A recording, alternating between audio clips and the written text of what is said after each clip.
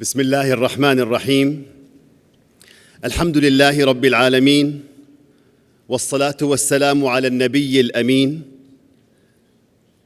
أصحاب المعالي والسعادة، ضيوفنا الكرام، السلام عليكم ورحمة الله وبركاته، وأهلاً ومرحباً بكم في مؤتمر شركة وادي الرياض للاستثمار الجريء، والذي تنظمه شركة وادي الرياض بنسخته الثانية، والذي يهدف لنشر ثقافة رأس المال الجريء والشركات الناشئة، واستغلال القدرات المحلية من خلال الاستثمار في الشركات في المراحل المبكرة ومراحل النمو، بهدف خلق عوائد مالية للمستثمرين وتحقيق عوائد استراتيجية تخدم نمو الاقتصاد المعرفي ونقل التقنية في المملكة العربية السعودية تحقيقاً لرؤية 2030.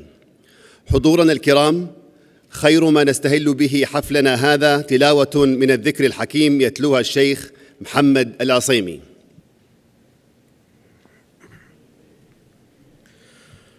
أعوذ بالله من الشيطان الرجيم. هو الذي أنزل من السماء ماء لكم منه شراب ومنه شجر فيه تسيمون، ينبت لكم به الزرع والزيتون والنخيل والأعناب ومن كل الثمرات، إن في ذلك لآية لقوم يتفكرون. وسخر لكم الليل والنهار والشمس والقمر والنجوم مسخرات بأمره، إن في ذلك لآيات لقوم يعقلون. وما ذرأ لكم في الأرض مختلفا ألوانه، إن في ذلك لآية لقوم يذكرون. وهو الذي سخر البحر لتأكلوا منه لحما طريا وتستخرجوا منه حلية تلبسونها، وترى الفلك مواخر فيه ولتبتغوا من فضله ولعلكم تشكرون. وألقى في الأرض رواسي أن تميد بكم وأنهارا وسبلا لعلكم تهتدون، وعلامات، وبالنجم هم يهتدون. أفمن يخلق كمن لا يخلق، أفلا تذكرون. وإن تعدوا نعمة الله لا تحصوها، إن الله لغفور رحيم. صدق الله العظيم.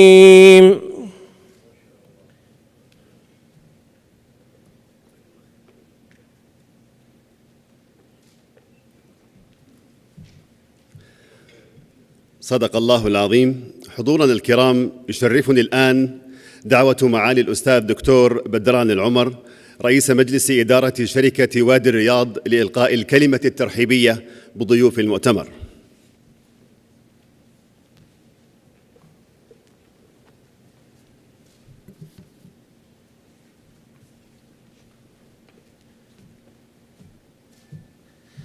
بسم الله الرحمن الرحيم. الحمد لله رب العالمين، والصلاة والسلام على أشرف الأنبياء والمرسلين. أصحاب المعالي والسعادة، الإخوة والأخوات، ضيوفنا الكرام، السلام عليكم ورحمة الله وبركاته. يطيب لي باسم جامعة الملك سعود وشركة وادي الرياض أن أرحب بكم في مؤتمرنا الثاني بعنوان مؤتمر شركة وادي الرياض للاستثمار الجريء. هذا العنوان الذي اختزل المبادئ التي قامت عليها هذه الشركة عند تأسيسها، لأن جامعة الملك سعود أخذت على عاتقها زمام المبادرة لتكون من بين أهم جهات نشر المعرفة ومشاركتها، لذلك ينصب تركيزها على جودة التعليم والبحث العلمي وريادة الأعمال، وذلك لإعداد خريجيها لمستقبل مشرق إن شاء الله، وعلى الإسهام في مجتمع المملكة المعرفي، وذلك من خلال نشر العلم وتشجيع الإبداع وتوفير أحدث التقنيات وبناء الشراكات وتوسيع قاعدة الدراسات لمواكبة الدول المتقدمة والعمل على المساهمة في الاكتشافات والاختراعات. ولذا جاء تأسيس شركة وادي الرياض الذراع الاستثماري لجامعة الملك سعود لتحقيق أهداف متكاملة مع أهداف رؤية المملكة 2030 من خلال المساعدة في تحويل اقتصاد المملكة من اقتصاد نفطي إلى اقتصاد يعتمد على المعرفة. وقد جاء على رأس هذه الأهداف الاستثمار في صناعة نقل التقنية وتوطينها وتطويرها، وتوفير البيئة المواتية لإجراء الأبحاث العلمية المجدية اقتصادياً، وتأسيس حاضنات التقنية والاستثمار فيها، وكذلك توفير فرص الاستثمار في البحث العلمي.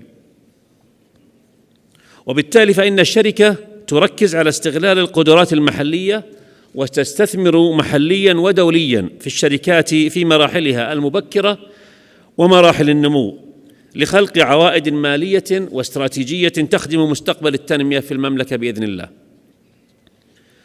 وقد حققت الشركة ولله الحمد نجاحات في خلق الشراكات وجذب الاستثمارات الجريئة ذات القيمة المضافة في مجالات الاستثمار الجريء والأبحاث والتطوير والاستشارات والتدريب مع القطاعين الخاص والعام داخل المملكة وخارجها، بما ينسجم مع توجه الدولة نحو تحقيق رؤية المملكة الجديدة. أيها الحضور الكريم،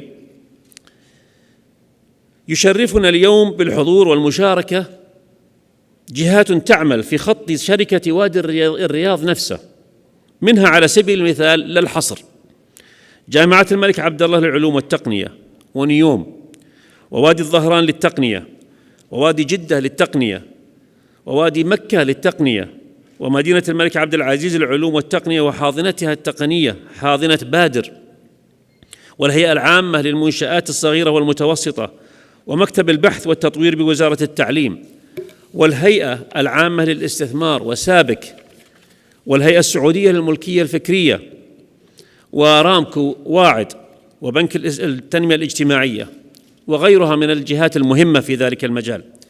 وتأمل شركة وادي الرياض بالشراكة مع هذه الجهات ومثيلاتها بهدف الإسهام النوعي في نقل ما تقوم به من أعمال إلى آفاق علمية وعملية أعلى على نطاق المملكة، وعلى وجه التحديد إلى الإسهام في ما يلي: إنشاء نظام بيئي قائم على اقتصاد الابتكار، إيجاد منصة لتطوير روح المبادرة في الجامعات السعودية، تفعيل أفضل ممارسات تسريع الشركات الناشئة وجلب الابتكار وتوطين التقنية بما يتلائم مع المملكة العربية السعودية، وتدفق الفرص الاستثمارية الواعدة والوصول إلى شبكة عالمية من الشركات والمستثمرين. أيها الحفل الكريم، إن الجامعة تطمح إلى أن يسهم هذا المؤتمر في تعزيز التعاون بين الجهات الحكومية والقطاع الخاص، إضافة إلى توفير منصة لتبادل المعرفة والخبرات في قطاع شركات رأس المال الجريء. لذلك وجهت شركة وادي الرياض الدعوة إلى متحدثين محليين وعالميين، إلى جانب مسؤولين تنفيذيين وخبراء من أهم شركات الاستثمار حول العالم، وممثلين لصناديق استثمارية وشركات رأس المال الجريء. ومن باب تفعيل دور شركات رأس المال الجريء والشركات الناشئة المحلية، سيتخلل المؤتمر بإذن الله مسابقة بعنوان تحدي الشركات السعودية الناشئة، التي يشارك في تحكيمها شركة معامل وادي السيليكون الأمريكية. إن التحدي كبير لا ريب، لكن تضافر الجهود والدعم السخي من حكومتنا الرشيدة على كل الأصعدة كفيلان بتجسير الهوة وتذليل الصعاب للوصول إلى رؤية المملكة 2030 بسهولة بإذن الله، حيث إننا نشهد اليوم تكاتف قطاعات الدولة للتوصل إلى المخرجات اللازمة والتوصيات المرجوة لتطوير مستقبل هذا الوطن الكريم. ولا يسعني في هذا المقام إلا أن أتوجه بالشكر الجزيل والدعاء إلى مقام خادم الحرمين الشريفين وسمو ولي عهده الأمين، يحفظهم الله على ما يقدمانه من رعاية واهتمام بالتعليم بشكل عام وبجامعة الملك سعود بشكل خاص. كما أشكر معالي وزير التعليم لجهوده المتواصلة ودعمه للجامعة بمختلف كلياتها ومنسوبيها، كما أن الشكر والتقدير مبذول أيضا للمتحدثين والمشاركين من نخبة الخبراء والكفاءات لإثرائهم هذا المؤتمر، راجين لهم النجاح والتوفيق بإذن الله. وفي الختام أود أن أثني على حضوركم الكريم لهذا المؤتمر ومشاركة خبراتكم، راجيا منكم التفاعل والمساعدة في رسم مستقبل قطاع شركات رأس المال الجريء في المملكة، سائلا الله العلي القدير أن يديم على بلادنا الأمن والاستقرار وعلى حكومتنا عزها وتمكينها. السلام عليكم ورحمة الله وبركاته.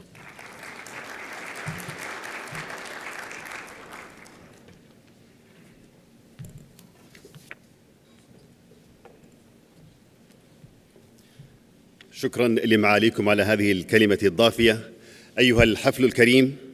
والآن يسرني دعوة الدكتور نيكيل سينها الرئيس التنفيذي لشركة GSV لابس لإلقاء الكلمة الرئيسية بعنوان نظرة على الاستثمار الجريء في المنطقة عام 2019 وما بعده، فليتفضل مشكورا ورحبوا معي بالضيف.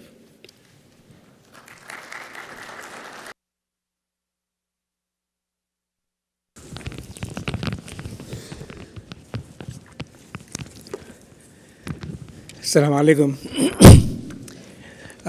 I'm delighted to be here in Riyadh today. This is my first trip, and I spent a couple of days touring your lovely city, tasting the local food.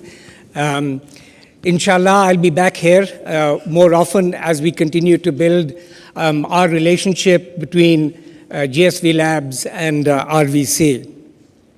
I'd like to begin by thanking Professor Bedran Al-Umar for his words and for his hospitality and for allowing us the opportunity to talk about GSV Labs and the work that we are doing to support entrepreneurship and innovation around the world. And a very special thanks to Dr. Khalid, the CEO of RVC, who's made us feel so very welcome. And thank you all for coming and for attending today's session. These next couple of days, as we go through the agenda, will give us a new outlook into the possibilities for innovation and entrepreneurship in the Middle East and the North African region, and in Saudi in particular. My job this morning is to set the stage for your discussions and deliberations over the next couple of days. And I'll do that by talking a little bit about GSV Labs and the work we do. I'll talk a little bit about the imperatives for innovation, the role of entrepreneurship, and then finally turn my attention to some of the developments here in Saudi and in the Middle East as well. So GSV Labs is a 6-year-old innovation services company located in Silicon Valley with innovation centers in Silicon Valley and in Boston, Massachusetts. If you think about what we do, our role, our mission is to empower entrepreneurs and to democratize innovation around the world. We do that by supporting two different types of partners. Firstly, we support the entrepreneurs by giving them the resources that they need to be successful and to grow successful companies. We provide them incubation and acceleration services, we provide them investment services, and we support their journey from ideation, when they come up with the idea of a new startup, all the way to their successful exits that they might have for their companies or the growth of those companies. But we also support large companies, and I'll talk about this a little bit in my in the presentation, where increasingly innovation is not just a nice to have, but it's become an imperative for them to survive.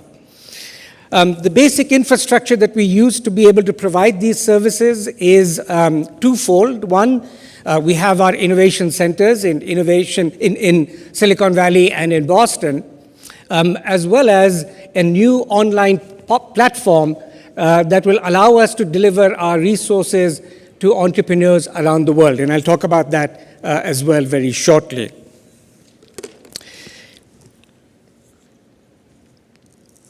We are part of the global Silicon Valley family, which is a network of investment funds, companies, and resources that are dedicated to the growth of investments and entrepreneurship and innovation around the world. And our mission is to bring GSV to the world. So today we like to say that we are global Silicon Valley, and we connect the valley to the world and the world to valley.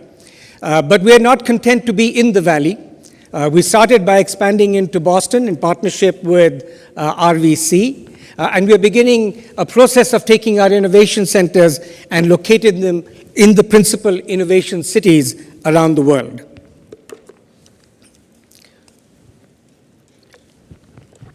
In addition to the resources that we provide in our innovation centers, we recently launched an online digital platform called Passport. And now with Passport, entrepreneurs around the world can access all of the resources that we provide our startups in the US, sitting at home, in their countries, networked in their environment, but connected to Silicon Valley at the same time.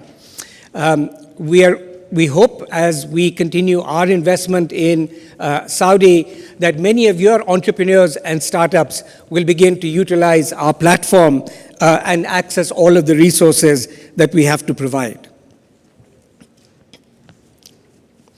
With Passport now, Silicon Valley and all the resources that people have in Silicon Valley are now available to entrepreneurs around the world on their mobile devices, on their laptops, and any other way that they choose to access the internet. Let me stop here for a second and segue a little bit into why the work that we do is so important. I think everybody talks about innovation and entrepreneurship, but very few of us spend the time to think about why innovation is important and what happens to companies and, in fact, to economies if they stop innovating. So join me in a journey as we talk about sort of the importance of innovation for companies. One way to think about it is reach, right? We want to be able to impact not just 1 or 2 or 5 people or people in our city or our community. We want to be able to make a scale impact in the lives of people. And what we're seeing today is an acceleration of that process of innovation that is quite remarkable. So at GSV, we use a metric to be able to sort of highlight this particular issue. And our metric is, how much time does it take a new technology to reach and impact 50 million people? That's the benchmark that we set. So let's begin with the airline industry. It took the airline industry 68 years before they had carried their first 50 million passengers. It took the telephone 50 years, so less than the airline industry, but still a significant amount of time before the telephone had 50 million users. Electricity was even faster, not 50 years like the telephone, but 46 years to be able to reach 50 million users who have benefited from electricity around the world. And now we begin to the rapid compression of the time frame that it takes to impact people. We just saw electricity, took 46 years. The telephone took 50 years. The computer took only 14 years to get 50 million users. The cell phone only took 12.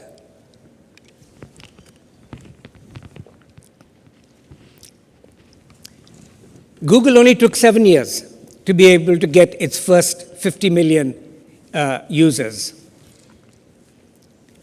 Facebook only took 3 years to get its first 50 million users. Twitter was even faster, just 2 years. And Pokemon Go took only 19 days. The ability to reach and impact people around the world and to be able to build new impactful communities, that time frame now has become increasingly compressed. What are the implications of this? Well, the implications is that companies don't succeed if they can't innovate, and I would like to say that that's also true for economies. If economies don't innovate, they won't be able to ride this rapid wave of innovation that is impacting people around the world now in a connected way that we've never seen before. Let's just take a flashback and look back at 1967, 50 years ago. These were the 5 companies with the largest market capitalization of companies around the world. I'd like you to focus on the year that these companies were founded. So remember, we're talking about 1967. So to reach a point where they're in the top 5 market capitalization companies, how long did it take these companies? Well, IBM was founded in 1911, so it took IBM over 50 years to join this elite 5 group. The rest of them were actually founded in the 19th century, right? So 1885, or GM at the turn of the century in 1908, Standard Oil in 1870, and Kodak in 1888. Flash forward 50 years, let's look at the top 5 companies today in the world in terms of market capitalization.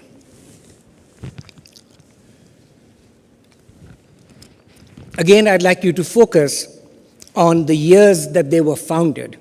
Right? Apple, 1976. Google in 1998. Microsoft in 1975. So again, suddenly that time frame for the acceleration of growth of companies has become increasingly compressed. And many of the companies that we saw in that previous list are either not around anymore or no longer feature in the top companies of the world. So the lesson is the same, that if we don't innovate fast, disrupt our own industries, disrupt our own economies, we'll be left behind. So the imperative for innovation is considerable. And the changes that we see because of that are also quite amazing, as the resources required to succeed have changed so differently. So the world's biggest travel company today owns no airlines and no hotels.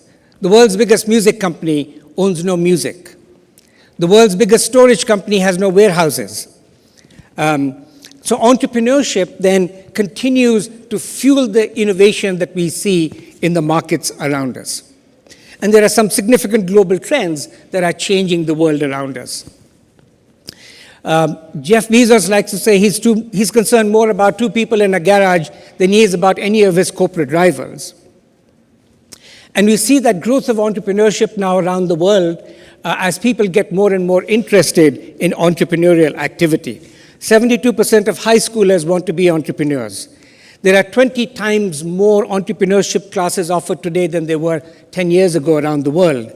Entrepreneurship now, an average of 43% are motivated to pursue a career in entrepreneurship, and we see this around the world.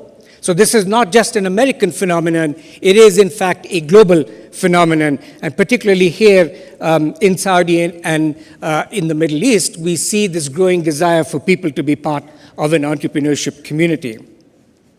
We believe that the Middle East is at the cusp of a potential entrepreneurial revolution, fueled by two different forces. One, the change of rapid economic growth as the region continues to modernize and continues to develop, on the one hand, and on the other hand, the use of digital technologies. It's a remarkable fact that 88% of the population in the MENA region now today is online every day, and 94% of them use smartphones. But entrepreneurship is still a struggle. And the reason it's a struggle is because we're caught in a chicken and egg problem. And our problem is that we don't have enough investors in the region to support entrepreneurship activity because they can't realize the returns that they want.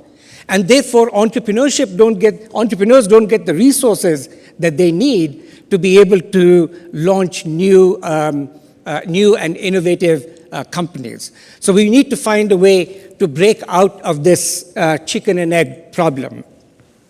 And we believe that it's a matter of constructing the right ecosystem with which to do this. And universities, governments, and accelerator programs play a critical role in this process. We believe that the capital will come once the flywheel is created. And we have 4 or 5 major ways that we think that this is achievable. First, we need to be able to reach the entrepreneurs where they're located. We need to be able to provide them mentorship. We need them to be able to provide them the structured learning resources that they need. And we need to put them in a community of like-minded entrepreneurs who are working and tackling the same kinds of problems. And we've seen in our innovation centers in Silicon Valley and Boston that when you get companies together, so in Silicon Valley we have 80 startups in our innovation center, when you put people together who are solving like-minded problems, the results are quite amazing. The second trend we need to see is the rise of incubators and accelerators. And fortunately, you can see a considerable amount of activity in this area. Numerous accelerators still exist in the area, but we are seeing an increasing rise in them. And what do incubators and accelerators do? They increase the chances of success of companies. So we know that 1 out of every 10 technology startup is going to fail. But we also know that 3 out of 10, or now nearly 4 out of 10 companies that get institutional investments from venture capitalists come out of incubator or accelerator programs. So what we do is, through these programs, give them a much better chance to succeed by giving them the resources that they need. The third, we must continue to grow the source of capital for these companies. Now, I know in Saudi, there is a tremendous source of family office investments, and most of that has been in later stage companies and in private equity type kinds of situations. What we need to do is to harness some of that capital for early stage companies as we begin to build an entrepreneurial ecosystem here in the country. And we also need to increase the role of companies in the process.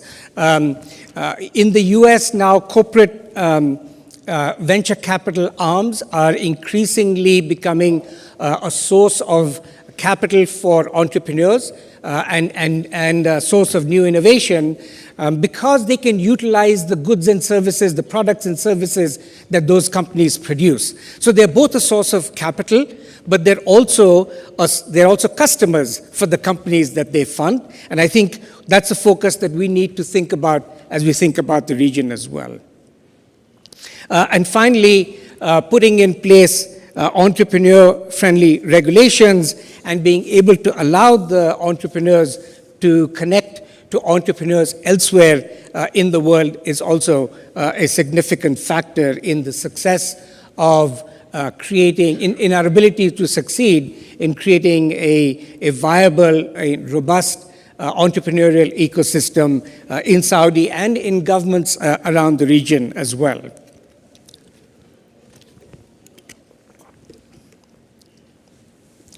We would like to be a key player in that process. We would like to be your partner in the creation of an innovation and entrepreneurial ecosystem.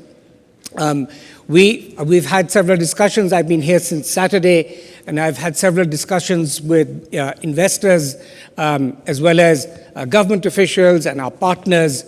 One of the places you did not see in the map that I put up, Riyadh, as a center for one of our new locations, but I think that's something that we would be very interested in. If we can package what we do in our locations elsewhere and bring that to Riyadh and be part of the process of creating that ecosystem, we think that that would be a tremendous opportunity, not just for Saudi, but also for GSV Labs as we begin to extend our mission of democratizing innovation and empowering entrepreneurs around the world. With that, let me close once again with our mission system, with our mission statement, which is to bring Silicon Valley to the world and the world to Silicon Valley. And I hope not just the world, but I hope that over the next few months, we can bring Silicon Valley to Saudi and bring Saudi Arabia to Silicon Valley. Shukran jazilan.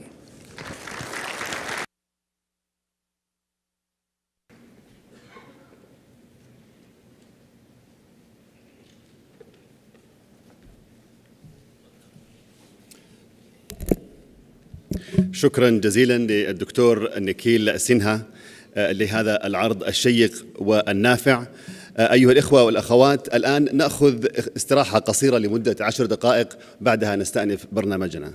Ladies and gentlemen, we'll take a 10-minute break and we will resume our program right after. Thank you.